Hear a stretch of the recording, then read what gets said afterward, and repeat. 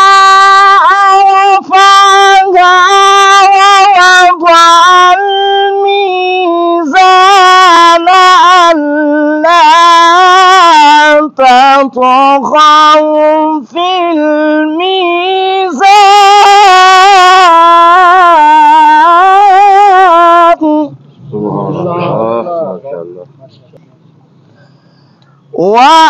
وأقيموا الوزن بالقسط ولا تخسروا